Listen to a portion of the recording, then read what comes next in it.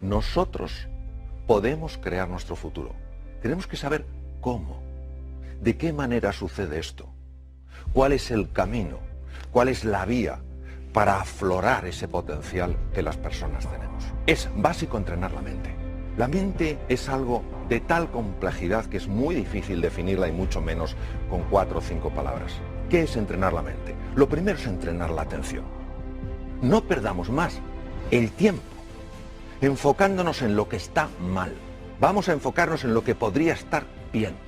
No en quién tiene la culpa, sino en qué podemos hacer nosotros juntos. Vamos a usar la imaginación no para generar angustia y preocupación. Ay, ¿cómo va a ser mi vida mañana y pasado? Sino generar posibilidades, algo que nos ilusione. Tenemos que ser capaces, además, de parar ese diálogo incesante que nos pone la cabeza a estallar, con desesperanza, con desánimo, con desilusión. Necesitamos entrenarnos en la reflexión.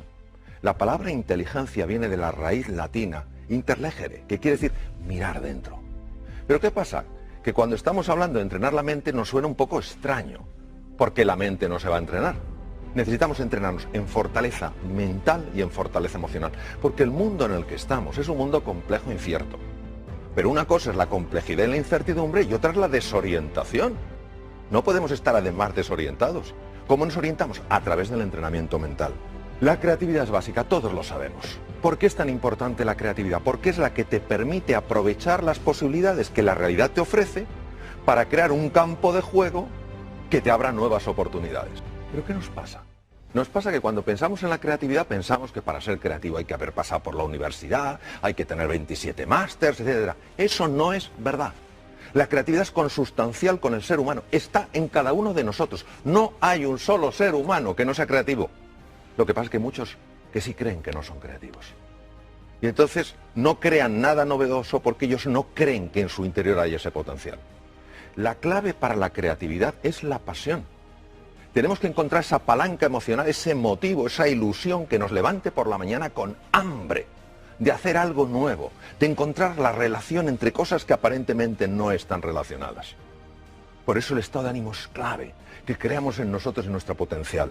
Hay que buscar los recursos emocionales. A ver, si somos honestos con nosotros mismos y empezamos a pensar con calado y con hondura, ¿por qué no hemos conseguido ciertas cosas en la vida?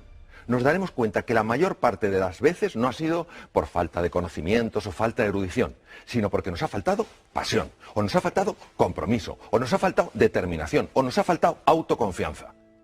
¿Qué es buscar esos recursos emocionales? Es en ese abanico de colores, irte a tu pasado y decir, vamos a ver, ¿cuándo en mi vida he tenido realmente coraje? Y seguro que encuentras un momento en tu vida en el que hayas sido valiente y audaz. Tienes que traerlo ahora, tienes que recordar quién eres, porque se nos olvida la grandeza que hay en nuestro interior. Inventar el futuro. La forma en la que creamos nuevas realidades es absurda. Consultamos al pasado y le decimos, pasado, yo he podido hacer esto, y el pasado dice, no, pues entonces no podré. ¿Pero qué es eso? ¿Pero qué es eso? ¿Cómo va el pasado a determinar nuestro futuro? Es al revés, ¿cómo hay que hacerlo? Hay que crear esa idea que nos apasione, que nos ilusione, que tire de nosotros y a partir del futuro empezar a construir hacia el presente.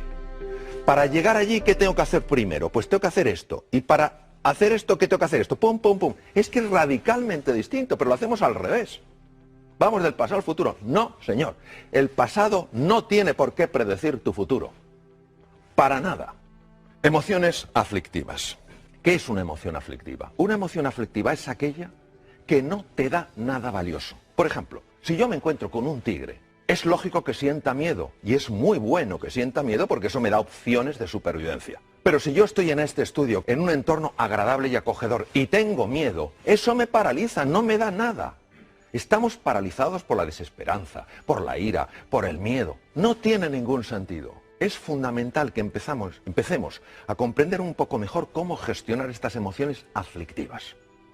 ¿Por qué es importante conocer estas emociones aflictivas? Porque nosotros tenemos sobre todo 3 grandes lastres que nos dificultan llegar a ese futuro ilusionante. Primero, la ignorancia. Si yo no soy consciente de mi talento y mi potencial, ¿cómo me voy a atrever? Número 2, la pereza. ¡Ay, la pereza! ¿Cuántas veces el camino correcto no es el camino fácil? Pero el tercero es el miedo, una de las emociones aflictivas más potentes. Entonces, ¿qué podemos hacer para gestionar el miedo?